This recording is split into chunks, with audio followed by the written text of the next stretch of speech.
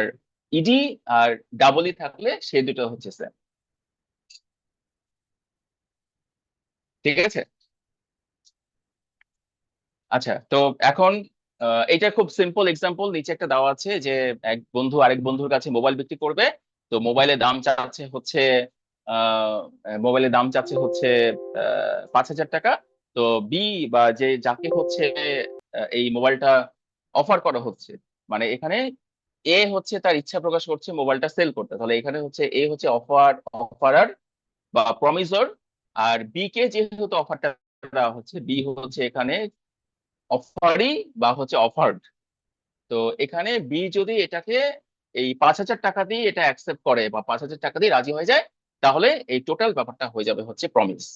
কিন্তু এখানে আমরা এখানে যদি হয় যে বি হচ্ছে এটাকে 5,000 না, এটাকে দামাদামি করতেছে, বি হচ্ছে অ্যাকসেপ্ট করতে মানা করলো, অ্যাকসেপ্ট করার একটা নির্দিষ্ট সময়ের মধ্যে করলো না, অ্যাকসেপ্ট করতে দেরি করে ফেললো, এই সমস্ত ব্যাপারগুলো নিয়ে কিন্তু পরবর্তীতে বিভিন্ন সেকশন কিন্তু এখানে এক্সপ্লেন করা হয়েছে। আচ্ছা, তো এখানে আমরা এখন আছি কিন্তু এগ্রিমেন্টে। এগ্রিমেন্ট করতে গিয়ে আমরা কি শিখলাম, যে আমরা প্রমিস শিখলাম, আমরা সরি প্রপোজাল শিখলাম, আমরা অফার শিখলাম। যখন প্রপোজালটা অ্যাকসেপ্ট হয়ে যাবে তখন সেটাকে হচ্ছে প্রমিস বলা হবে। এগ্রিমেন্ট তাহলে কাকে বলবে? এগ্রিমেন্ট বলবে যে এই যে promise, offer, sorry proposal, offer, promise, এই টোটাল যে সেটটা, এই টোটাল সেটটাই হচ্ছে এগ্রিমেন্ট। মানে এগ্রিমেন্টের মধ্যে একটা প্রপোজাল থাকবে বা অফার থাকবে, সেই অফার হচ্ছে অ্যাকসেপ্ট করবে একজন, এই অ্যাকসেপ্টেন্স হচ্ছে যখন হবে তখন সেটাকে প্রমিস বলা হবে, আর এই সমস্ত ঘটনা যখন একসাথে ঘটবে তখনই সেটাকে এগ্রিমেন্ট বলা হবে। আর এই টাইপের এগ্রিমেন্ট যখন আইনের দ্বারা স্বীকৃত হবে, মানে আইনের সাহায্য নিয়ে যখন সেটা কোনো রেমেডি পাওয়া যাবে বা এনফোর্সেবল বাই ল হবে, যেটাকে ইংরেজিতে বলে বা আইনের ভাষায় যে এনফোর্সেবল বাই ল, বা আইন দ্বারা হচ্ছে প্রণয়নযোগ্য বা আইন দ্বারা হচ্ছে স্বীকৃত, আইন দ্বারা হচ্ছে রেমেডি প্রাপ্ত হওয়ার যোগ্যতা, সেইটাকে বলা হচ্ছে কন্ট্রাক্ট।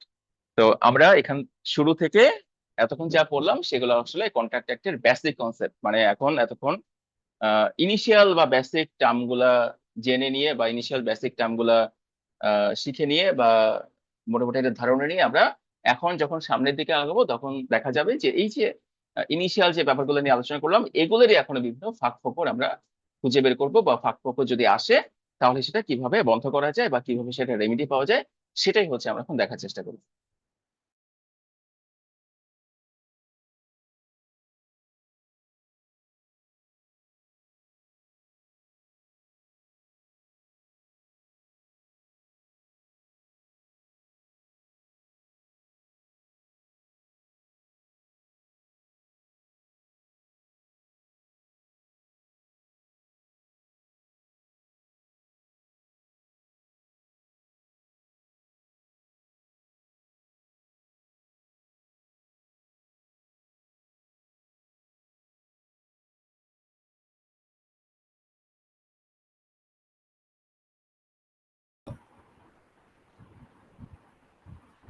ওয়াই ওয়াই পার্সেন্টেজ কত?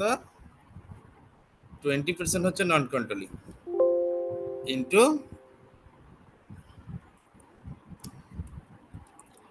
20,600, এই পর্যন্ত একটা হবে না, তারপরে প্লাস হয়ে যাবে এখানে এসে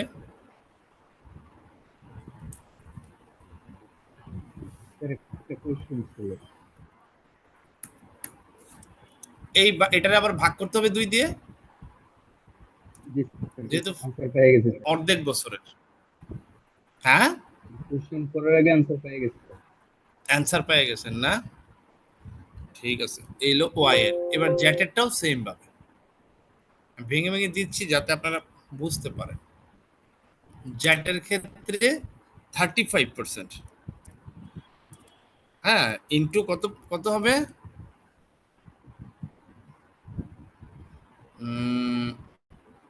ইন্টু 53,700,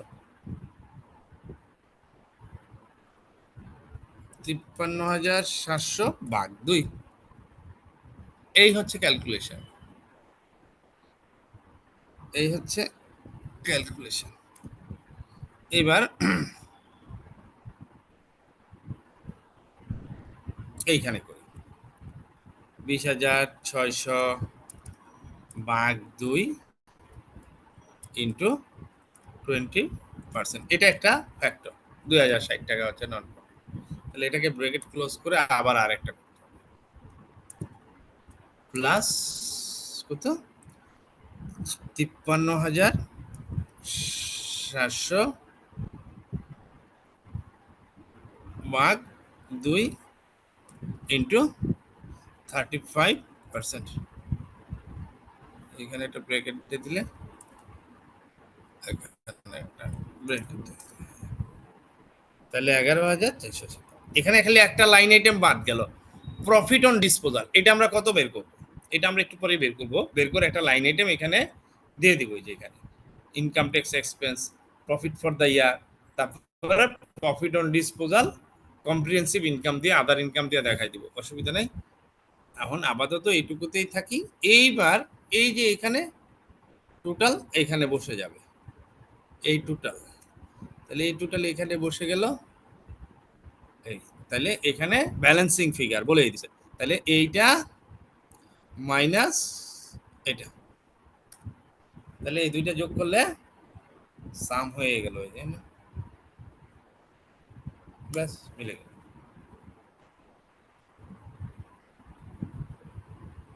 শেষ কনসোলিডেশন এটা, এই যে একটা টোটাল করে দিছে, এই দুইটার যোগফল এটা, এটা সমান এটা। এই হলো consolidation. The ownership of property is shared between the owners of the parent and non-controlling interest. এই টেবিলটা মনে রাখতে হবে কিন্তু। This is the accounting principle behind the consolidated income statement. যদি কখনো আসে তাহলে এই প্রিন্সিপাল গুলাই, এই টেবিলের প্রিন্সিপালটাই ড্রাফট করতে হবে। দেখেন এখন কে কে বুঝেন নাই বলেন, যে স্যার বুঝি নাই বা কোনো সমস্যা।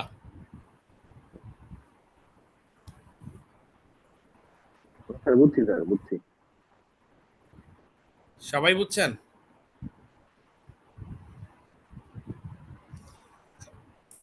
না বুঝলে আমার কিছু করার নেই, যেহেতু আপনারা যদ্দুরা বুঝছেন আমি তদ্দুরাই ধরে নেব, পুরাটাই বুঝছি।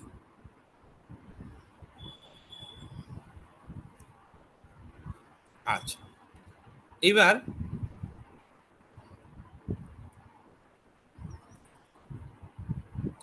আমরা যে অঙ্কটা করতেছিলাম ওইটা কোন সালে ছিল মনে আছে?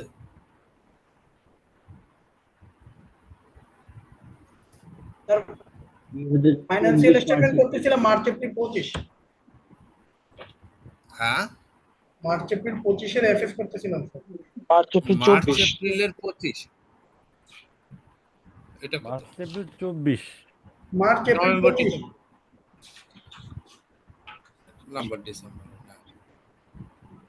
আমরা করতেছিলাম কোনটা? আচ্ছা, মার্চ এপ্রিল মনে হয় না, মার্চ এপ্রিল 25 আমি নামাইনি।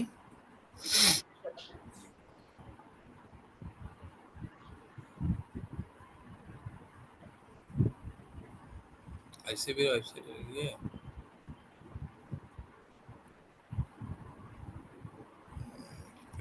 ওয়েবসাইট, আচ্ছা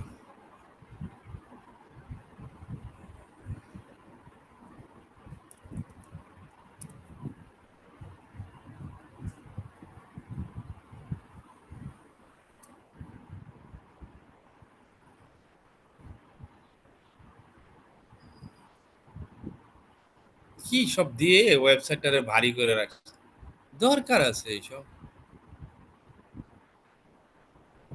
লোড হইতে সময় লাগে।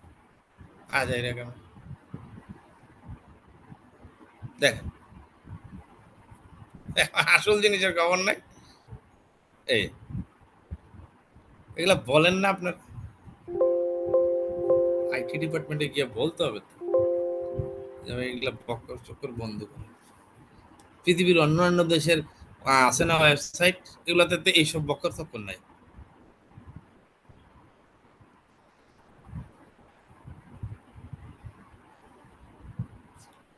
মার্চ এপ্রিল 2025 করতেছিলাম আমরা। 24 স্যার। 2024 মার্চ এখানে এপ্রিল একটা কথা না, বলবো? এটা তো করে ফেলছি। ওই যে আমরা ক্লাসে যেটা করতেছিলাম, ক্লাসে এটা মার্চ এপ্রিল 24। স্যার এটার মার্চ এপ্রিল ওয়ার্কিং 24 স্যার। করছেন কিন্তু এফএসটা পুরো এরকম করে দেখেন নাই। এটাই তো সেটা, এই যে পাইছি অ্যাসেস লিমিটেড, এটাই তো খুঁজতেছিলাম।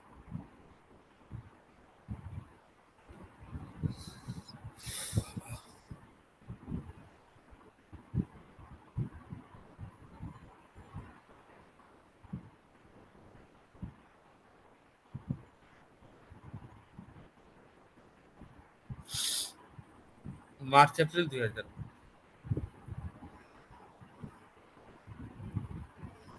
এই যে এটার ক্ষেত্রে কি হবে, এটার ক্ষেত্রে ইন্টার কোম্পানি ট্রানজাকশন আছে, এটাই বলছিলাম। এটার ক্ষেত্রে ঝামেলা হলো inter company transaction, carrying amount বা নেটওয়ার্ক, এগুলা তাদের condition HS limited bankers have close in their loan agreement status that should be. এখানে একটা পেনাল্টি আসছে, during the year ended 31 May 2024 SS limited sold goods to HS limited for taka 500 and markup of এত HS limited charge এত as management fee. এই কয়টা জিনিস আমরা এখানে নতুন করে করব, এটাও করি। এটা হচ্ছে মার্চ এপ্রিল কোশ্চেন সলিউশন। এখানে কিন্তু একটা কাজ বাকি আছে, মনে আছে?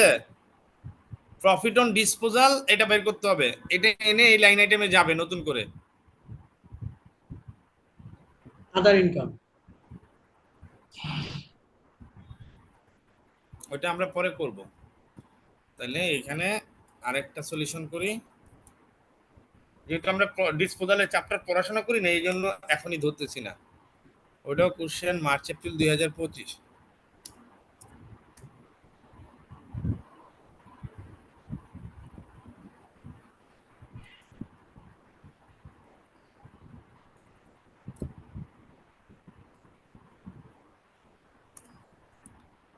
ওখানে consolidated profit or loss of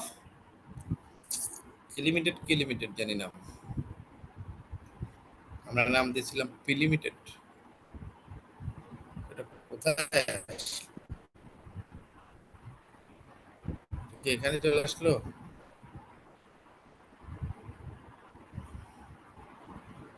হুম, এটা এখানে চলে আসছে লিমিটেড, চ্যাট লিমিটেড। এটা তো মাত্র করলাম, তাহলে এটা কোথায় আসলো? এক্স ওয়াই জেড লিমিটেড করলাম। আচ্ছা, আবার খুলি, তাহলে পেয়ে যাবো 25। এই তো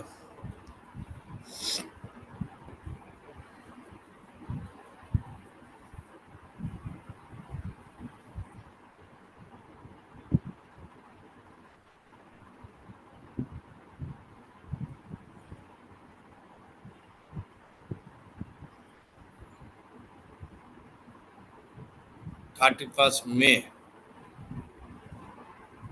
এটা হচ্ছে HS limited and SH limited, profit loss of, আমরা পি লিখি তাহলে সুবিধা হবে বুঝে নিতে। তিনটা না, এখানে দুইটাই, বাস। 31 মে।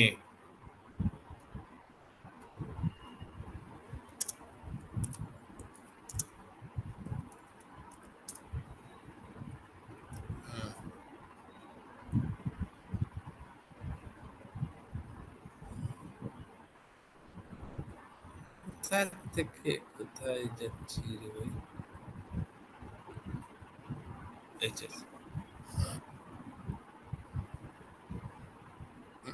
ব্যাটারি চার্জ শেষ, ব্যাটারি লাগে।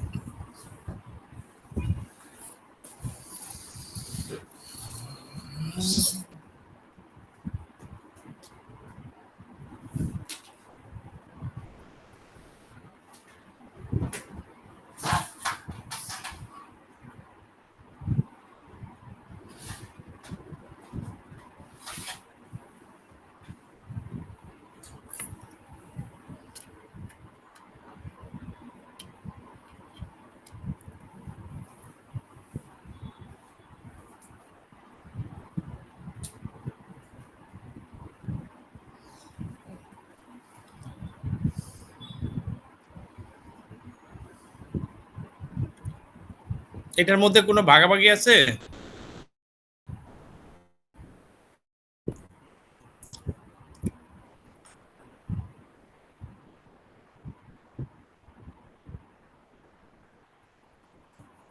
HS limited group, HS limited,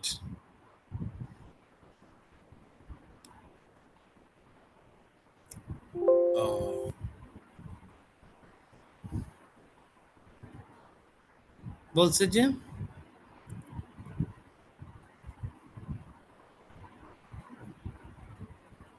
you have been provided with the draft consolidated financial statement of HS limited group. ও ড্রাফট করেই রাখছে সে, এখানে করাই আছে ড্রাফট গ্রুপের, এটা সেপারেট এমনি দিয়ে দিছে। You have been provided with the draft consolidated financial statements of HS limited group along with the separate financial statement of SH limited income statement for the year ended 31st May 2024 HS limited group and SH limited revenue expense upper share of profit of associate। আচ্ছা, এখানে associated profit নিছে সে, এটা থেকে এটা minus হয়ে যাবে, এটা বাদ যাবে। তাইলে কেমনে হইলো গ্রুপ? ও সে তো ইকুইটি মেথডে করছে। আচ্ছা, প্রথমে তো বলছি ইকুইটি মেথডে করছে, তাইলে তো ঠিক আছে, তাহলে সেপারেটই আছে।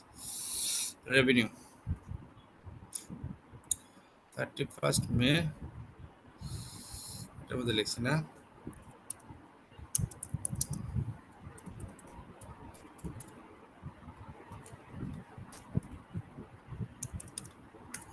থাউজেন্ড।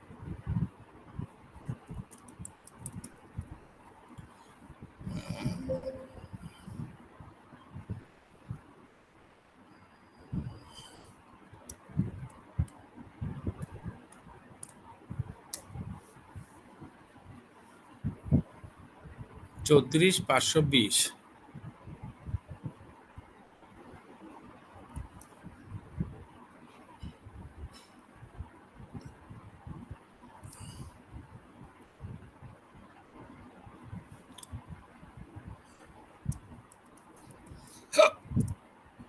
যোগ,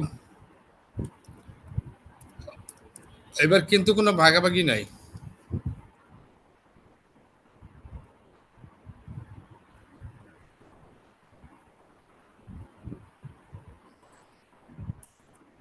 স্যার ভাগাভাগি না হওয়ার কারণ explanation। এবার তো বছর পুরোটাই পাইছে, জি স্যার। এখানে তো ভাগাভাগি ছিল বছরের মাঝামাঝি ছিল, এখানে তো বছর পুরোটাই পাইছে।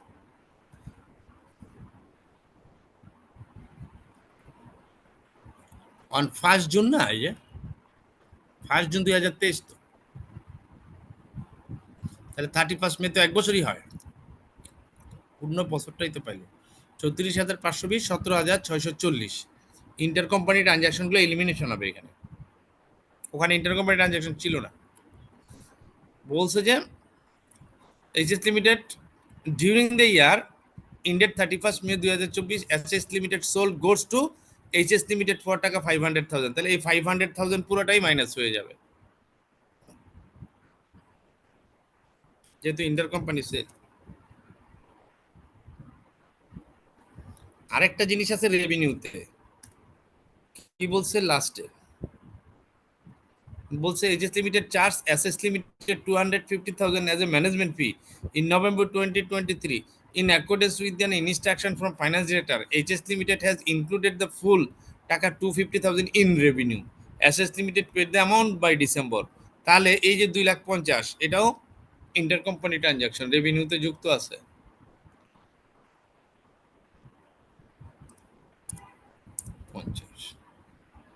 তাহলে এই হয়ে গেল।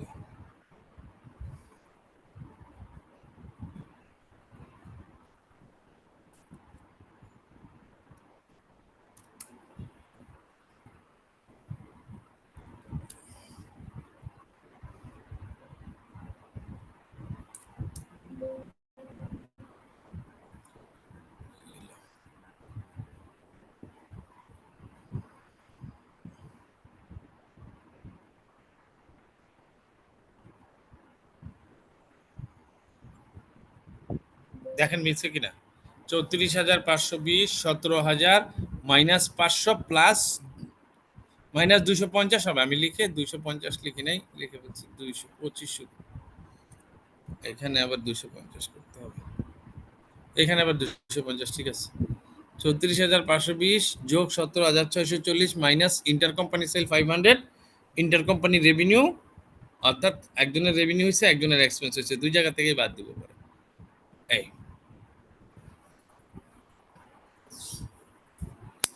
এটা হলো রেভিনিউ থেকে বাদ গেল। এবার কস্ট অফ গুডস সোল্ড।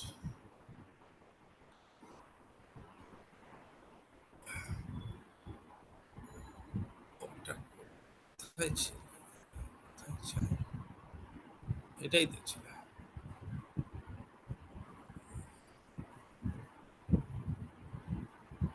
এই দুইটা হয়ে গেল।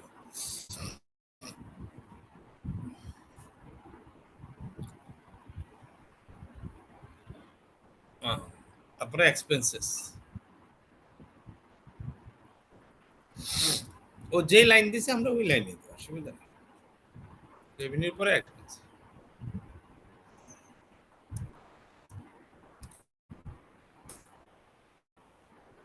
এটাও ওইভাবে নিয়ে আসতে হবে।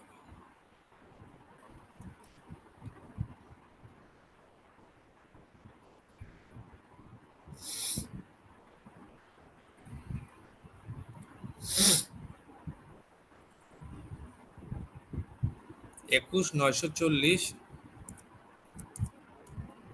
যোগ ১৩,৮৮০ মাইনাস কি 500 inter company sales minus cost of, ওই যা উপরে মাইনাস করছি কস্ট থেকেও মাইনাস হবে।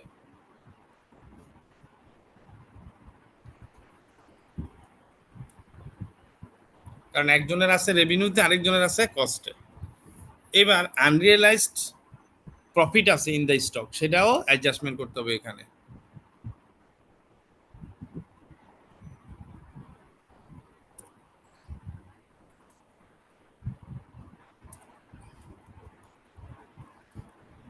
এখানে আরেকটা জিনিস প্লাস মাইনাস হবে,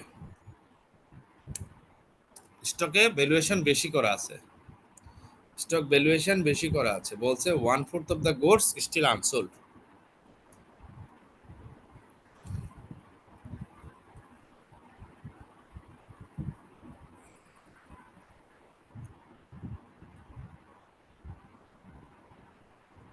এই ম্যানেজমেন্ট ফিটা কোথায় ধরা আছে? এইচএস লিমিটেডের কিন্তু বলা নাই, খালি বলা আছে প্যারেন্ট কোম্পানির রেভিনিউতে যোগ করা আছে, কিন্তু প্রেজেন্টেড ইন দ্য এক্সপেন্সেস কলামে আছে, এই যে এক্সপেন্সেস কলামে আছে, এই জন্য এক্সপেন্সেস থেকেও মাইনাস হয়ে গেল। 1/4 of these goods were held in inventories by HS Limited at 31st May. One markup হচ্ছে 25%। তাইলে এই যে 25% যে মার্কআপ আছে, হ্যাঁ, এই যে 25% অন কস্ট, তাইলে 1/4 এর যে ভ্যালুটা আছে, বলেন তো পারেন কিনা? আমরা করছিলাম তো 25, হ্যাঁ, তাহলে 1,00,000 টাকা টোটাল প্রফিট আছে, তার মধ্যে 1/4 কত 25,000 টাকা, এই 25 টাকা এক্সপেন্স কমে যাবে। কি হবে এটা? ক্লোজিং স্টকের ভ্যালু যদি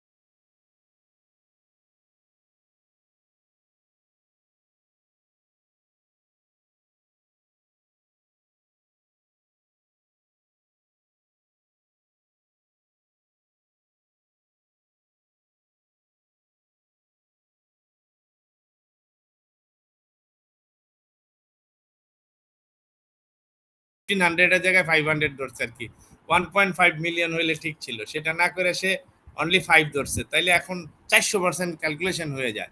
তাহলে এখানে এই যে ডিফারেন্সটা কি, 15 লাখ টাকা প্রফিট কয় মাসের জন্য? 17 মাসের জন্য। তাইলে আমাদের কয় মাস গেল? 12 মাস চলে গেল না?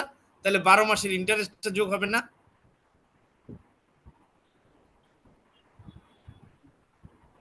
সেটা তো ফাইন্যান্স চার্জই কত, অর্থাৎ আমার 15 মিলিয়ন 1500 ডিভাইডেড বাই 17 ইন্টু 12, এই যে ফ্যাক্টরটা আসবে না, এটা 17 মাসের জন্য 1500 টাকা দিতে হবে, তাহলে 12 মাসে কত?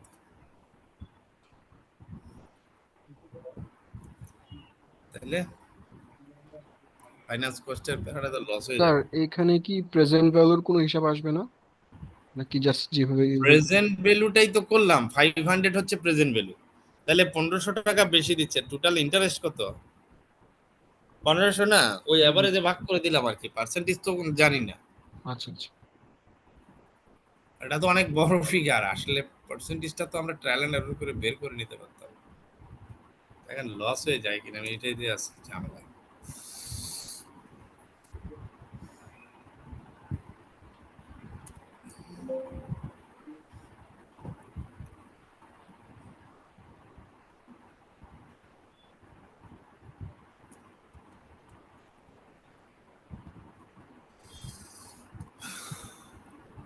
আসছে শেষ,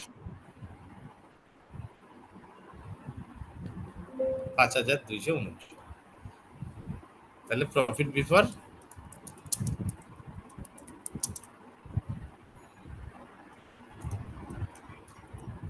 ট্যাক্স, প্রফিট বিফোর ট্যাক্স কত? এটা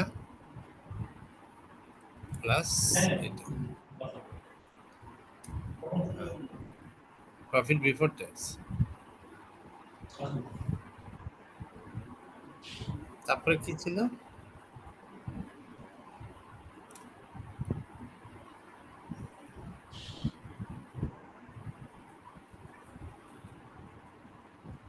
ইনকাম ট্যাক্স।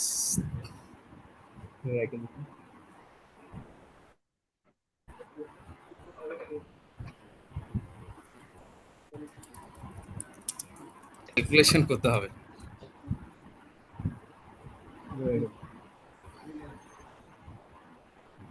3270 1040,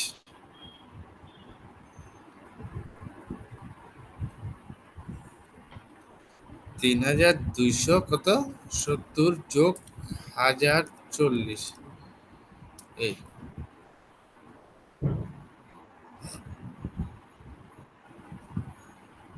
আরেকটা tax নতুন করে আসবে না, বলেন তো কোনটা?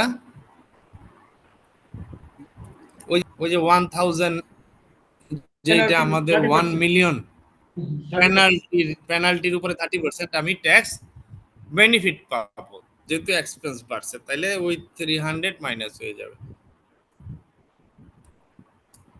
কথা বুঝছেন? এটা তো না করলে হবে না, ওখানে তো নেট অফ ট্যাক্স করছি ব্যালেন্স শিট করার সময়, কিন্তু ইনকাম স্টেটমেন্টে তো শো করতে হবে, তাহলে এখানে ট্যাক্সের অ্যাডজাস্টমেন্ট হবে 3270 যোগ 1040 মাইনাস 300, কমে যাবে ট্যাক্স, এই ট্যাক্স বেনিফিটের, তাহলে allowable expense consolidated expense income tax, তাহলে মাইনাস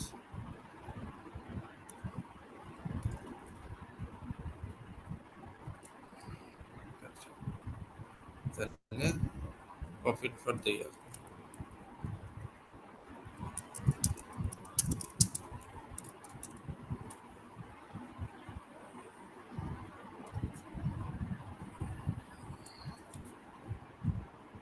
এই 7066 হয়ে গেল প্রফিট।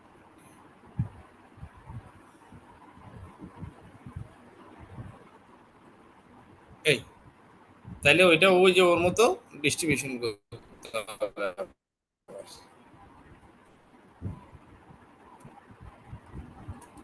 কপি পেস্ট করে দিচ্ছি আমার জন্য সুবিধা। হ্যাঁ তাহলে নন কন্ট্রোলিং ইন্টারেস্ট কত পার্সেন্ট?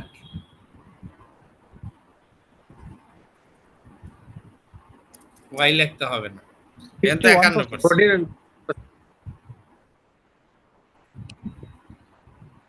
হ্যাঁ কি বলেন? জেটের 1000, ওয়াই 1000।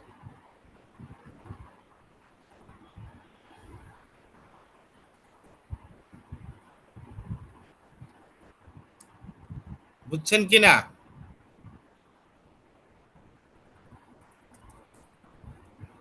%51 না, ওই ভদ্রলোক তো নন কন্ট্রোলিং ইন্টারেস্টের মধ্যেই পড়ে নাকি? জি স্যার। এই, ও তার প্রফিট হিসাব করে তো ওইটার বেশি পাবে না। আমার অ্যাকাউন্ট থেকে তো তার প্রফিট দিতে পারবো না, তার সাথে একটা আমই হয়েছে, সেটা সে পাবে।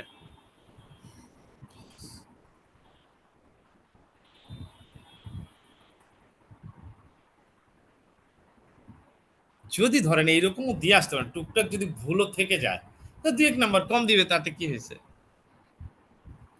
100 তো পাইতে হবে এমন কোনো কথা নাই, পাস করাইছে কথা। এটা থাকলে পাস হবেন না আপনি, এত সুন্দর মতো প্রেজেন্টেশনটা থাকলে খাতাটা দেখে বুঝবে যে না মোটামুটি কম্পিটেন্সি আছে, পাস করানো যেতে পারে।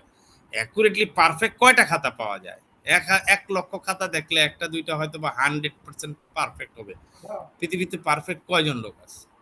আমি যে পাস করে আসছি, আমি কি সব পারফেক্ট করে দিয়ে আসছি? না, অনেক ভুল করে দিয়ে আসছি। তারপরও ভুলের মাত্রা ডিফারেন্স করে যিনি খাতা দেখতেছেন তার উপরে। তাহলে এইটা, এই হইলো নন কন্ট্রোলিং ইন্টারেস্ট, এই হইলো ইনকাম স্টেটমেন্ট। কি তাহলে আমরা একটা ব্রেক নিব? ব্রেক নিয়ে ডিসপোজালে চলে যাবে কিন্তু। স্যার স্যার এই ফাইন্যান্স কস্টটা কি একটু আবার একটু ব্রিফ করবেন কাইন্ডলি? হ্যাঁ, ফাইন্যান্স কস্ট দুইজনেরটা যোগ করছি, বুঝছেন তো? জি স্যার, ওইটা বুঝতে পারছি। এই ব্যাংকে বলছে যে তার ডেটের পরিমাণ যদি বেড়ে যায়, কনসলিডেশন ডেট, তাইলে তার একটা পেনাল্টি আছে। ডেট বেশি হয়ে যায়, এই দেখেন ডেট কত, 17 আর 16 কত, 31 মিলিয়ন হয়ে গেছে না? 17 33 মিলিয়ন, 17 আর 16 33 হয়ে গেছে, কিন্তু বলছে 30 মিলিয়নের বেশি হলে একটা জরিমানা। এইখানে বলছে bankers have a clause in their loan agreement that states that should the total debt in the consolidated financial statement of HSC Limited exceed 30 million, then a penalty charge of 1 million. আর এই 1 million penalty charge ট্যাক্সে allow করবে এবং 30% tax rate, তাহলে tax কম দিতে পারবে। তাহলে এই যে 30 মিলিয়ন মানে 33 মিলিয়ন হয়ে গেছে না ডেট, জি স্যার। দুজনে মিলে, জি স্যার। যার কারণে এই পেনাল্টিটা নতুন করে আসছে। এখানে যাই, এই যে দেখেন জি দুজনেরটা স্যার। যোগ করে আবার নতুন করে 1000 একটা যোগ করছি। জি তারপরে স্যার। এই 1500 কোত্থেকে আনলাম? এই 1500 হইলো ওই সেই কন্ডিশনাল 1500। ক্লাস করছিলেন? জি স্যার। তাহলে তো জানার কথা। জি স্যার। এই যে প্রথমে যে 2 মিলিয়ন ছিল, ওই 2 মিলিয়নের ফেয়ার প্রেজেন্ট ভ্যালু হচ্ছে অনলি 0.5 মিলিয়ন। তাইলে এখানে 15 লক্ষ টাকা ইন্টারেস্ট আছে। তো এই 15 লক্ষ টাকাকে 17 মাসের ইন্টারেস্ট 17 দিয়ে ভাগ করেন। জি স্যার, ওইটাকে 1 বছরেরটা আমরা 1 ধরছি 12 বছরেরটা টাকা। নিতে হবে। এই জি স্যার। ক্লিয়ার? জি স্যার, ক্লিয়ার। স্যার থ্যাংক একটা ইউ বিষয় স্যার। ছিল স্যার, বলেন। ইন্টার কোম্পানি ট্রানজাকশন যেহেতু স্যার আমরা মানে কস্ট আর রেভিনিউ থেকে বাদ দিছি, তাহলে স্যার আমরা আবার আনরিয়েলাইজড প্রফিটটা কেন এক্সপেন্সে যোগ করতেছি স্যার? সেটা তো ইনভেন্টরি ভ্যালুয়েশন অ্যাডজাস্টমেন্ট করার জন্য রে ভাই। দুই জায়গা থেকেই আমি রেভিনিউ থেকেও বাদ দিছি, পারচেজ থেকেও বাদ দিছি। দেখেন, একজনের রেভিনিউ থেকে মাইনাস করছি, একজনের পারচেজ থেকে মাইনাস করছি, দুই জায়গা থেকেই 500 মাইনাস করা আছে। এইবার আসেন, দুইজনের ইনভেন্টরি যখন ভ্যালুয়েশন করছে, ইনভেন্টরি ভ্যালুয়েশনে বেশি করছে না প্রফিটটা? সে তো করে না, আমাকে তো এখন ইনভেন্টরি ভ্যালুয়েশন অ্যাডজাস্টমেন্ট করতে হবে। আমাদের দুইবার আসছে কেন জানেন? দুইবার আসছে এই জন্য যে আমরা তো ট্রায়াল ব্যালেন্সে ইনভেন্টরি কনসিডার করি না। আমাদের রেওয়া মিলে কি ইনভেন্টরি আসে? আসে না স্যার যার ইনভেন্টরি। কারণে যার কারণে ইনভেন্টরি ভ্যালুয়েশন করতে হয়। তো ইনভেন্টরি ভ্যালুয়েশন করার সময় সে তার প্রফিটটা সহই করছে না? জি স্যার। এই যে 1/4 ইনভেন্টরি ভাগ দেন 1,25,000 দিয়ে করছে, কিন্তু ইনভেন্টরি ভ্যালু কত? 1 লাখ। তাহলে ক্লোজিং স্টকের ভ্যালু তো বেশি দেওয়া যাবে না। নেট রিয়ালাইজেবল ভ্যালু এবং cost which ever is lower, সেটা নিতে হবে না? তো ওখানে একটা অ্যাডজাস্টমেন্ট দিতে হবে না? জি ইনভেন্টরি জি ভ্যালুয়েশন সে ওভার ভ্যালুয়েশন করছে। জি জি বুঝতে পারছি। একটা হচ্ছে ইলিমিনেশন, ট্রানজাকশন ইলিমিনেশন হয়েছে, আরেকটা হচ্ছে ইনভেন্টরি ওভার ভ্যালুয়েশন আছে, আন্ডার ঠিক করতে হয়েছে। ইনভেন্টরির ভিতরে আনরিয়েলাইজ প্রফিট আছে।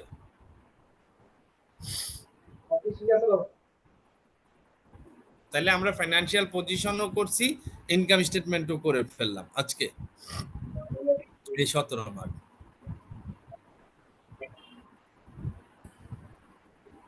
তারপরে ক্লাসে পুরাটা আবার করাই দিব। এটা একটা সুন্দর একটা অঙ্ক, এটা করতে পারলে একটা জটিল অঙ্ক, অনেক কনসেপ্ট ক্লিয়ার হয় এগুলা করলে।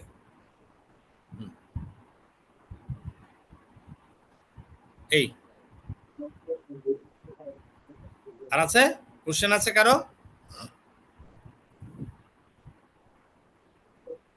স্যার আমার আরেকটা কোশ্চেন ছিল স্যার সেটা। মার্চ এপ্রিল 25-এ এফএস টা এরকম একটু করায় দিলে স্যার উপকৃত হইতাম। এফএস টা মানে গতদিন তো ক্যালকুলেশন করা হয়েছে, এফএস টা করা হয়নি। এফএক্সটা করব, হ্যাঁ এই জন্যই বললাম আমরা নেক্সট ক্লাস, আজকে আমাদের ইনকাম স্টেটমেন্টটা আমরা শেষ করি, আবার ওদিকে এফএস এ গেলে সবাই ঝামেলা লাগাই যাবে। আমরা জি স্যার, এফএক্স তো আবার করবই। জি স্যার। আর স্যার ক্যালকুলেশন শিটটা একটু খুলে রাখেন, করবো একটা প্রেজেন্টেশন সুন্দর আছে।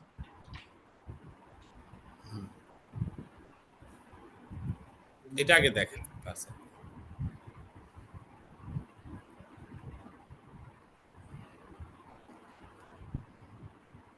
দুইটাই করে দিলাম, হ্যাঁ এইখানে একটা কাজ বাকি আছে, হ্যাঁ যেটা আমরা ব্রেকের পরে এসে করব। তাহলে আমরা এই পর্যন্ত একটা ব্রেক নেই, 9টায় শুরু করব, 9:30টায় শেষ করব, আবার আধা ঘন্টা ব্রেক নেই। জি স্যার। একা একা ক্লাস আমাকে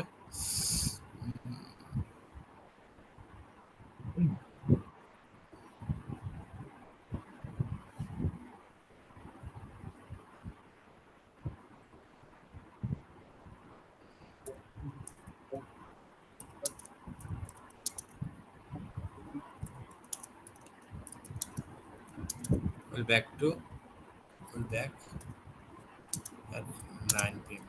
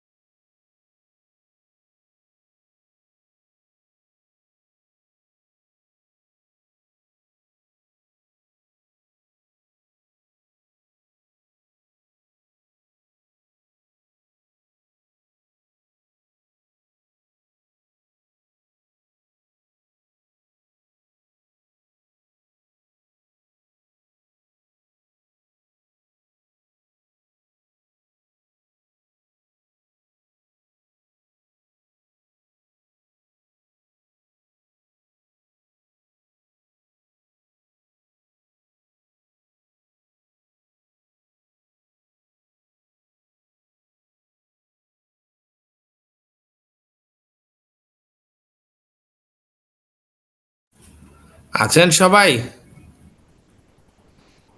জি স্যার, আছি স্যার। জি স্যার আসি। আচ্ছা, তাহলে আমরা ওই ইয়েতে চলে যাই, ডিসপোজালে। ডিসপোজালটা হইল কত নাম্বার পেজ জানি ছিল তখন, মনে আছে? ডিসপোজাল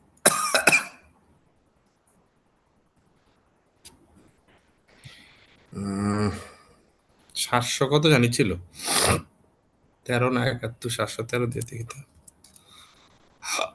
ওই তো চলে আসছি ডিসপোজাল। আমরা হচ্ছি বলছে যে ডিসপোজাল হইতে গেলে কি করতে হবে? আচ্ছা, when a subsidiary is disposed of, its resources cease to be controlled by the group at the date of disposal. Before that point, they are under the group's control, and therefore the results of the subsidiary up to the disposal date should be included in the consolidated statement of profit or loss. আমরা তো করলাম, তাই না? So there will always be a consolidated statement of profit or loss in the year of disposal, even if the parent has no other subsidiaries. The consolidated statement of profit or loss should include the subsidiary's result up to the date of disposal, pro rata if the subsidiary is disposed of the part way through the accounting period. মানে এখানে তো বছরের অর্ধেক সময় হয়েছে। If there is a non-controlling interest in the subsidiary, its share of the subsidiary's results up to the date of disposal. ওই যে আমরা দুই দিয়ে ভাগ করছি।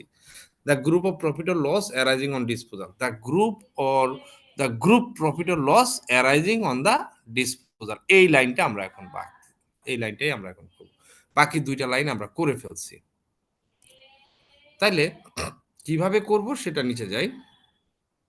আমি কিন্তু বই থেকেই পড়াচ্ছি, আপনাদের কাছে বই আছে, আমি জাস্ট চাইতেছি যে বই থেকে যেন আপনারা পারেন। এই যে ফর্মুলাটা বলা আছে, group profit or loss on disposal.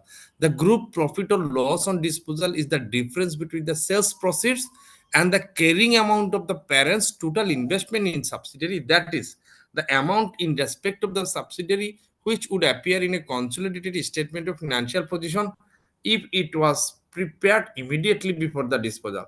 The parent investments in the subsidiary is the sum of the consolidated carrying amount of the subsidiary's net asset at the date of disposal, add the carrying amount of goodwill acquired in the business combination with the subsidiary, goodwill and acquisition less any impairment loss, less the non-controlling interest at the date of disposal. The profit or loss on disposal is therefore calculated as follows.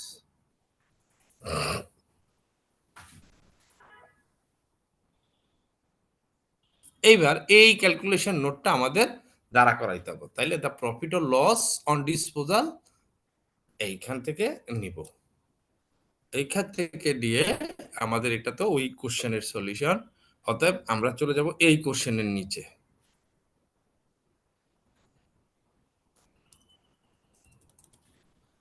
বুঝতে পারতেছেন? The profit or loss on disposal therefore calculated as follows. তাহলে কি কি calculation নিয়ে আসি ফর্মুলাগুলো? প্রথমে আনতে হবে সেলস প্রসিড। তাহলে সেলস প্রসিড কত মনে আছে আপনাদের? দেখি বলেন তো, কেউ কোশ্চেন না দেখে পারেন কিনা? হ্যাঁ,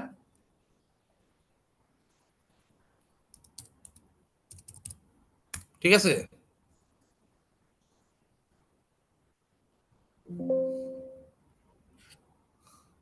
কোশ্চেন কোথায়? এটা কোশ্চেন, এটা তো বই,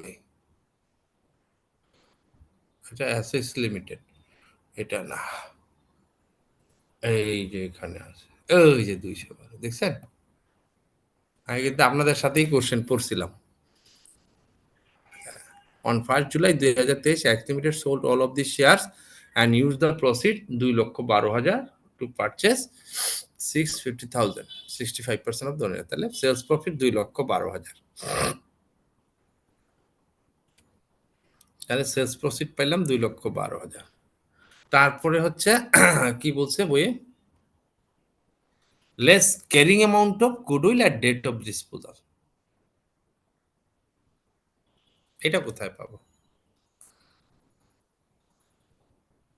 carrying amount of goodwill less disposal ডেটে তারপরে বলছে less carrying amount of subsidiaries net asset at date of disposal. কতগুলা তথ্য লাগে খালি দেখেন। তারপরে বলছে add non-controlling interest in net asset at the date of disposal. See note below 2.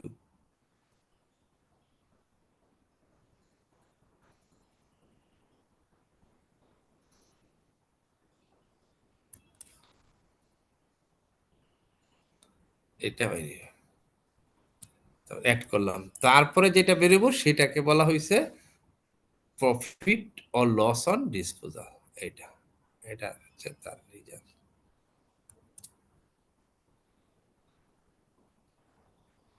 বইয়ে প্রিন্টিং মিস্টেক আছে। এই হলো, এটা হলো রেজাল্টটা,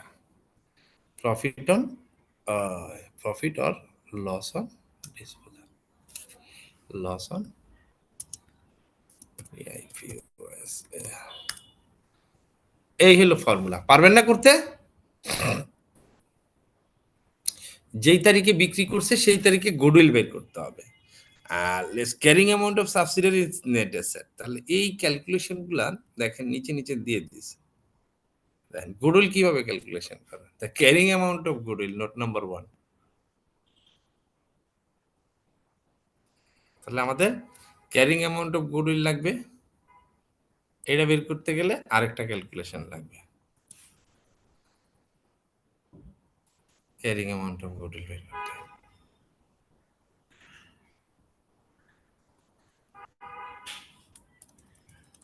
আচ্ছা, ক্যারিং অ্যামাউন্ট অফ গুডউইলের ক্যালকুলেশনটা নিয়ে আসি। গুডউইল ক্যালকুলেশন সবসময় একই ফর্মুলা, কনসিডারেশন ট্রান্সফার, এই এই একই ফর্মুলা দেখছেন, আমরা করছি না এটা গুডউইল ক্যালকুলেশন, একই ফর্মুলা, কনসিডারেশন ট্রান্সফার, তারপরে NCI at acquisition, acquisition NCI value কত, less fair value of identifiable asset acquired and liabilities assumed at acquisition. হ্যাঁ, করছি না আমরা এটা? করছি তো।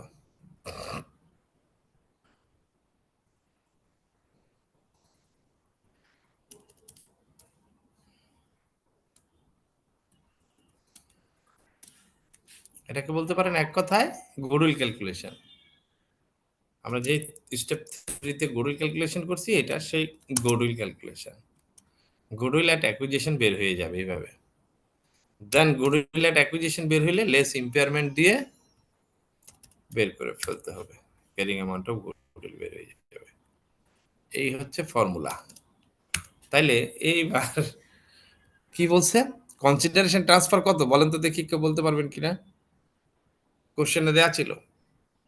তাহলে এটাকে দিছে ওয়ার্কিং 1, 1 দিছে, আর আরেকটা আসবে 2, ওয়ার্কিং 2 পরে নিব। ওই যে ক্যারিং অ্যামাউন্ট একটা পাবো, আর এই যে এনসিআই পাবো নোট 2। তাহলে এনসিআই ক্যালকুলেশন করব নোট 2 তে, আপাতত 1 করি। তাহলে 1 এ কনসিডারেশন ট্রান্সফার বলা আছে question.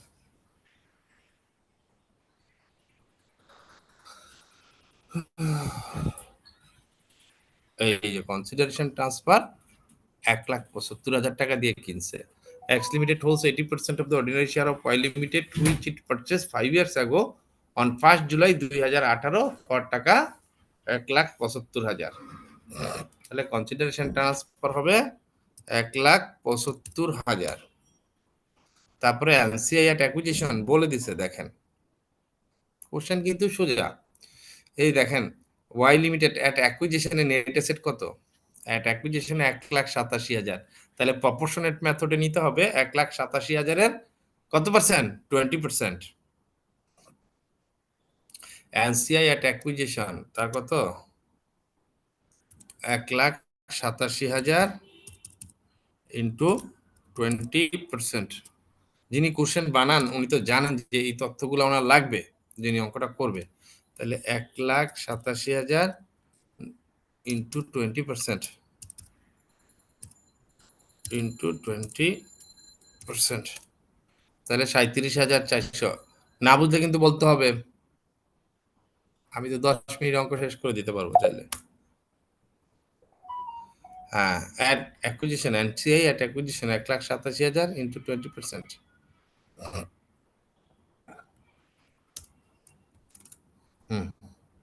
Less fair value of identifiable asset acquired and liabilities assumed at acquisition কত? একটাই তো তথ্য দেওয়া আছে, আর তো নাই। তাহলে goodwill at acquisition, goodwill at অ্যাকুইজিশনে কত হবে?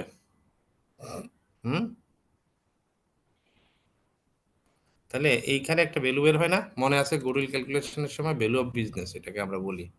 এই দুইটাকে সাম করলে 1 2, আমি দিলাম কত,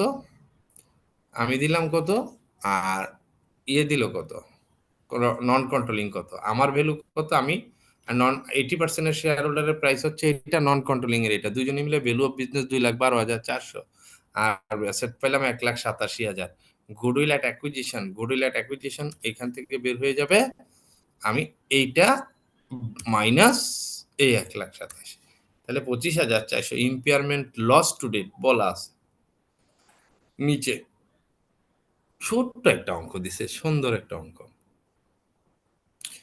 In an earlier accounting period, an impairment loss of টাকা 12,700 was recognized in relation to the goodwill arising on the acquisition of, তাহলে 12,700 আমার এই পর্যন্ত কি হয়েছে?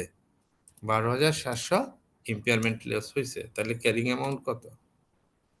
এটা মাইনাস এটা 12,700 অর্ধেক হয়ে গেছে, তাহলে ক্যারিং অ্যামাউন্ট অফ গুডউইল কত? 12,700। তাহলে স্টেপ 1 থেকে নিয়ে আসি, এই যে এখানে carrying amount of acquisition at disposal date, তাহলে এটা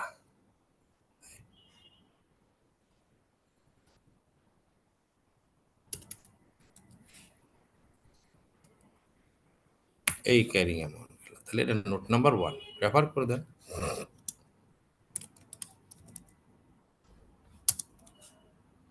এই ক্যালকুলেশনগুলো সুন্দর মতো দেখাইলে এই নাম্বার, তাহলে নোট 2 তে করতে হবে carrying amount of subsidiary net এর ডেট অফ ডিসপোজাল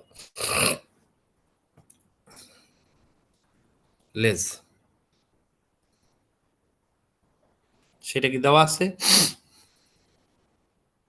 এই দেখেন এখানে বলে দিছে ক্যারিং অ্যামাউন্ট।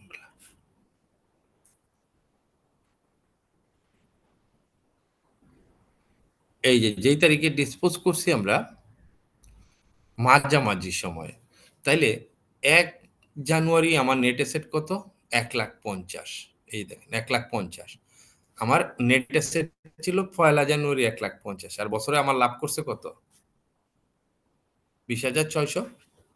তাহলে 20,600 যদি লাভ করে, তাহলে দেখেন নেট অ্যাসেট রিটেন্ড আর্নিংস এর ব্যালেন্স বলে দিছে যে আমার ব্যালেন্স ফরওয়ার্ড এই যে 50,000, হ্যাঁ, রিটেন আর্নিং, আর এই যে কম্প্রিহেন্সিভ ইনকাম করছে 20,600, আর তাইলে আমার এটা কি ডিভিডেন্ড, এখানে লেখা একটা প্রিন্টিং মিস্টেক হয়েছে, লেস ডিভিডেন্ড হয় না, এই 10,000-এর এই যে দেখেন 8,000 ওখানে গেছে, তাহলে এটা এই লাইনটা কিন্তু ডিভিডেন্ড, দেখেন প্রিন্টিং এ মিস্টেক হয়েছে, এখানে ডিভিডেন্ড লেখা নাই, তাহলে ডিভিডেন্ড দেওয়ার পরে এটা কোন তারিখে? বছর শেষে তার কি রিটেন আর্নিং এর ব্যালেন্স, তাহলে আমার ডিসপোজাল ডেটে কত ছিল? বলছে যে ডিসপোজাল তারিখে আমার রিটেন আর্নিং কত, আমার নেট অ্যাসেটের ভ্যালু কত। আমি জানি নেট অ্যাসেটের ভ্যালু কত, ওপেনিং নেট অ্যাসেট দেওয়া আছে 1,50,000, তাহলে 1,50,000 যদি ওপেনিং নেট অ্যাসেট হয়, রিটেন আর্নিং এর ব্যালেন্স যদি 50 হয়, তাহলে বাকিটা ক্যাপিটাল, তাহলে 1,50,000 যদি নেট অ্যাসেটের ওপেনিং হয়, আর আমার এই 20,600 তো সারা বছরের প্রফিট, তার থেকে 50% আমি কি করব? মাইনাস করব, তাহলে এই 50% আমি আমার এখানে গিয়ে যোগ হবে 1,50,000, তাহলে ওই ডিসপোজালের আগ পর্যন্ত আমার অ্যাট ডিসপোজাল রেটে আমার ভ্যালু কত? 1,50,000, আর এই 20,600 অর্ধেক। Carrying amount of subsidiaries net asset at the date of ডিসপোজালে হবে, হ্যাঁ, এটা হবে আমার ছিল 1,50,000 যোগ কি 20,600 ভাগ 2, তাহলে আমার নেট অ্যাসেট কত হয়েছে 1,60,300। এইবার একটা কথা বলছে এখানে, দেখেন বয়ে যাই,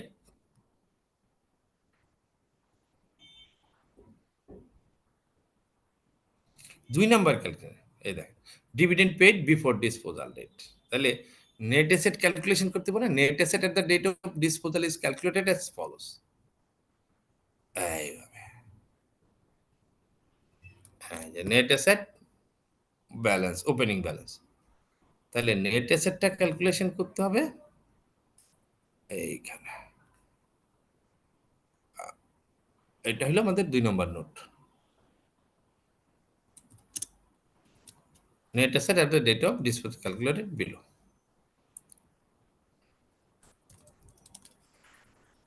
এখান থেকে আনতে হবে নেট অ্যাসেট ব্যালেন্স ফরওয়ার্ড করা হয়েছে,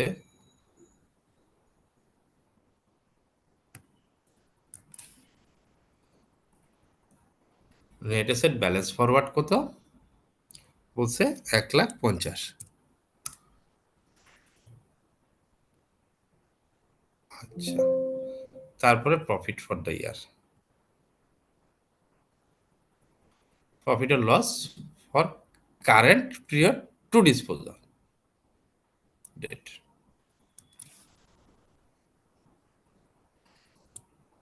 এটা প্রফিট or লস 20,600 ভাগ 2, তাহলে সমান সমান দিলে সোজা কিন্তু 20,600। তারপরে এবার dividend paid before disposal date, ওই টাকাটা তো বিফোর দিছে, হ্যাঁ,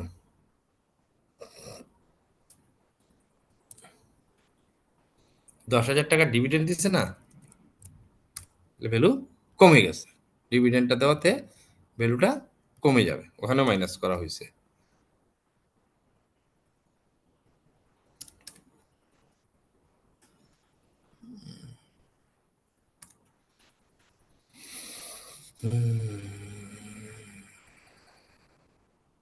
এটা হলো net asset at the date of disposal.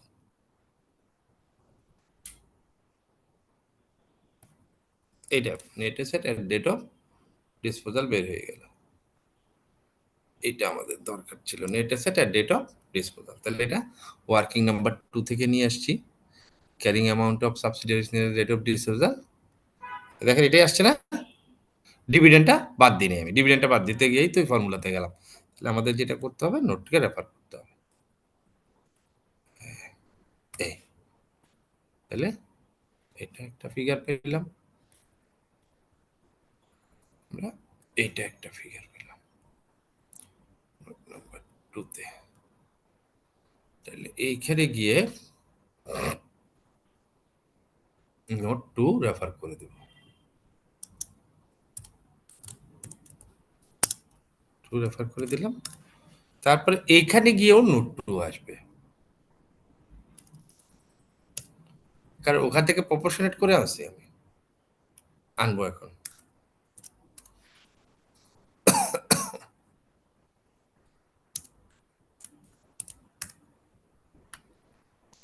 NCI net asset NCI কত, তাহলে ওইটার 20% ইন্টু 0.2, তাহলে এনসিআই পেয়ে গেলাম, নোট 2 থেকেও পেয়ে গেলাম। তাহলে এটা আমি কি বের করলাম, সব ফিগার পেয়ে গেলাম। সেলস প্রফিট কত, ক্যারিং অ্যামাউন্ট, গুডউইল কত, লেস প্লাস করলে এখন আমার প্রফিট আর লস বের হয়ে আসবে। তাহলে এইটা minus 12,000 minus carrying amount minus, sorry add করতে হবে, এটা যেহেতু ভ্যালু অফ দ্য বিজনেস, এই হলো 79,000 টাকা প্রফিট। হ্যালো, ইয়ে করে নেন,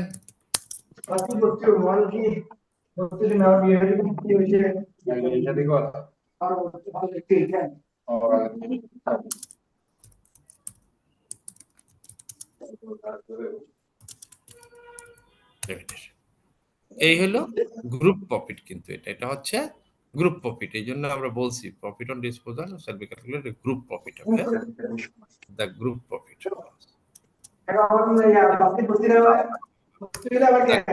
লস অন ডিসপোজাল। একটু প্লিজ ইয়ে করে নেন। তাহলে এই যে গ্রুপ প্রফিটটা এখানে প্রফিট ফর দ্য ইয়ারের আগে যাবে।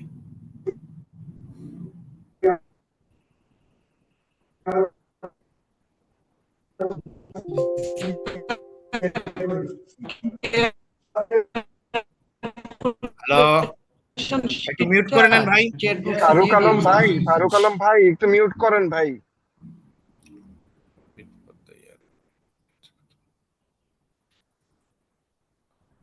ওখানে তো লাইন আইটেম কম্প্রিহেনসিভ নাই, আমাদের তার কম্প্রিহেনসিভ ইনকাম করে করার দরকার ছিল। এখানে দিয়ে দিই, এক জায়গায় দিলে হয়, এখানে দিয়ে দিই। হ্যাঁ, এইখানে যেহেতু গ্রুপ প্রফিট তো ইনকাম ট্যাক্সের ম্যাটার নাই, এটা হচ্ছে profit on disposal of oil limited। একটু প্লিজ ডিসপোজাল এইটা ওয়ার্কিং।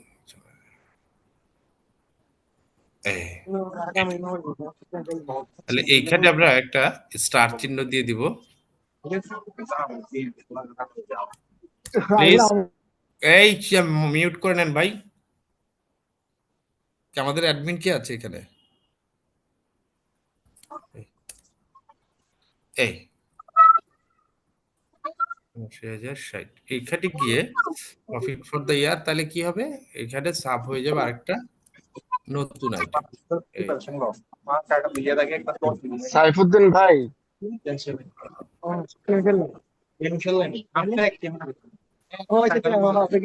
সাইফুদ্দিন ভাই আমাদের সকলকে একটু মিউট করে দেন নাকি?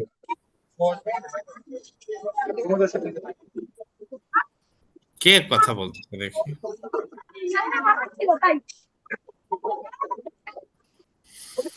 বোঝা যাচ্ছে অনেক লোক তো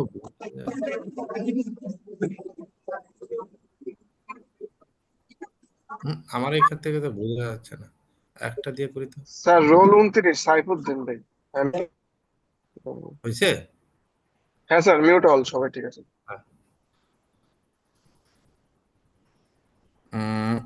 কোথায় ছিলাম? হ্যাঁ, এবার দেখেন আপনারা বুঝছেন কিনা। এটা হয়ে গেছে প্রফিট অন ডিসপোজাল। এই প্রফিট ফর দ্য ইয়ারের আগে যে একটা স্টার চিহ্ন দিয়ে, এখানে একটা স্টার চিহ্ন দিয়ে ম্যাচ করাই দিলাম। তাহলে দুটা ক্যালকুলেশন লাগবে, তিনটা। দেখেন, একটা মাথার the group profit or loss on disposal দেওয়ার পর ক্যালকুলেটর তো সেলস প্রফিট এই আর ক্যারিং অ্যামাউন্ট অফ গুডউইল, এইভাবে গুডউইল ক্যালকুলেশন এই পুরো আনমিউট হয়ে যায়। দুই নাম্বার কত?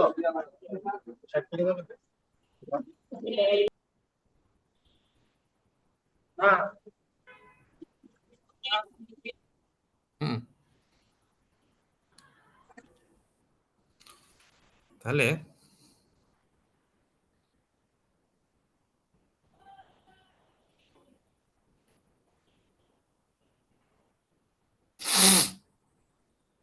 এগুলো একটু পড়ে নিয়ে নেই, যে এখানে কিছু কিছু জিনিস নোট দেওয়া আছে। হ্যাঁ, এইবার আসেন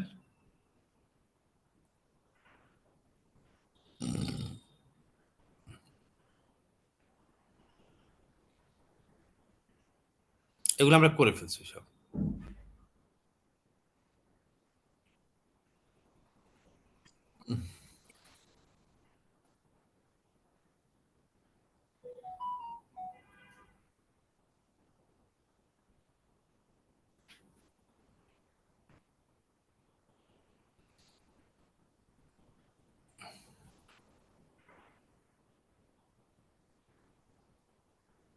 কত দূরে চলে গেলাম?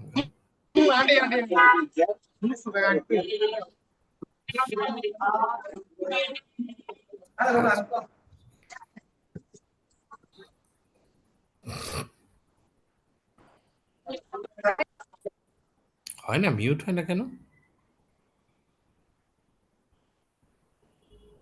মিউট হচ্ছে, উনি আবার বারবার আনমিউট করে দিতেছেন। আচ্ছা, কি জানি বললাম, মনোযোগ চলে যায়। আমরা তাহলে ডিসপোজালের আমরা গ্রুপ প্রফিটটা ক্যালকুলেশন করা দেখলাম। এবার যদি individual consolidated profit and loss, আমরা যদি ইন্ডিভিজুয়াল সেপারেটলি সে যদি করে, ধরেন কনসলিডেশন করবে না, এটা তো group profit or loss on disposal, একটা জিনিস আমরা শিখলাম। যদি কনসলিডেশনে কিভাবে দেখাবে সে, তার সেপারেট ফাইন্যান্সিয়াল স্টেটমেন্টে কিভাবে হবে, এখানে তো তারা দেখায় নাই।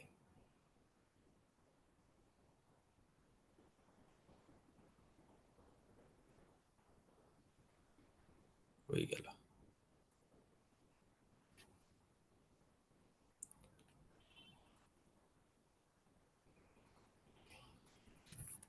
এখানে এটা করা যাবে, এখানে দেখেন, এখানে দেখেন তার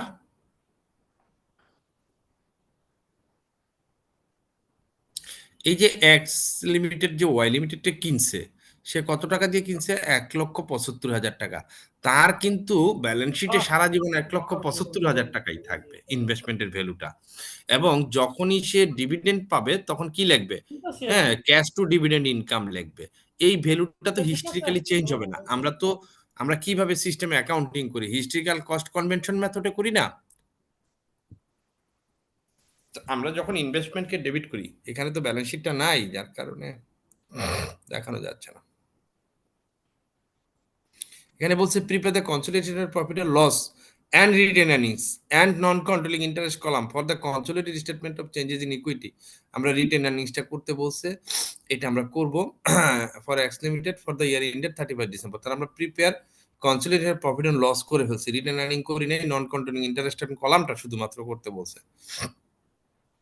তারপরে বলছে calculate the profit on disposal that would be shown in the individual accounts of X limited. দেখছেন, যদি এক্স লিমিটেডের ইন্ডিভিজুয়াল অ্যাকাউন্টসে কিভাবে এই প্রফিট অন ডিসপোজালটা কিভাবে শো করবে, and explain how and why this differs from group profit on disposal. এইটা আমি আপনাদের জন্য রেখে দিলাম, নেক্সট ক্লাসে আমরা এটা সলিউশন করব। এই যে আজকে করলে পেস লেগে যাবে, আপনারা বাসায় করবেন। আমি হিন্টস দিয়ে দিছি যে আমরা হিস্টোরিক্যাল কনভেনশন মেথডে ইনভেস্টমেন্ট করি, আর সেল করলে আমাদের লাভ লস কত হইলো সেটা আমাদের সেপারেট ফাইন্যান্সিয়াল স্টেটমেন্টে এক্সের কিভাবে রিফ্লেকশন হবে। তারপরে বলছে briefly discuss the concept of control and ownership in the context of this disposal. সেটাও অ্যান্সারগুলো আপনারা বাসায় পড়ে নেবেন, ঠিক আছে? তাহলে আজকে আমি আর ক্লাস করতে পারতেছি না, আমার নিজেরও শরীরটা খুবই, অনেক জ্যামে ছিলাম রাস্তায়, আর দম পাইতেছি না। তো আজকে আমি এই যে এক্সেল শিটটা আমি শেয়ার করে দিচ্ছি এখনই। আমি এক্সেল শিটটাকে শেয়ার করে নিই আপনাদের সাথে। কোশ্চেন তো সবার আছেই, তাই না? স্যার এক্সেল শিটটা শেয়ার করে দাও। আমি এক্সেল শিটটাই শেয়ার করে দিচ্ছি, দেখি না যায় কিনা। স্যার চ্যাট বক্সে দিয়ে দেন। দেখি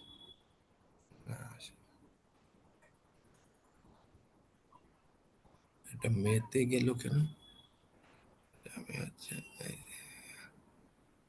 আমরা তো আছি অগাস্টে। এই দেখেন তো ডাউনলোড হওয়ার পরে আজকে যে ক্লাসটা নিচ্ছি ওখানে ওই শিটটা শো করে কিনা।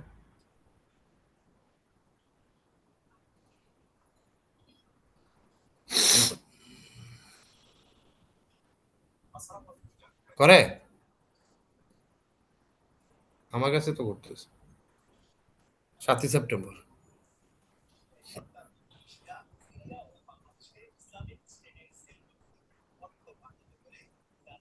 করে এটা শো করে স্যার। করে কই? হ্যাঁ করছে না? জি স্যার, ঠিক আছে, সব আছে। হ্যাঁ ফাইন, তাইলে এটা বাসায় প্র্যাকটিস করবেন, আর ওই দুইটা কোশ্চেন সলিউশন করবেন। নেক্সট ক্লাসে আমরা ফিজিক্যালি হোক আর অনলাইন হোক ওই দুইটা জিনিস থাকবে। Thank you sir, thank you. Thank তাহলে আমরা আজকে শেষ করে দিচ্ছি।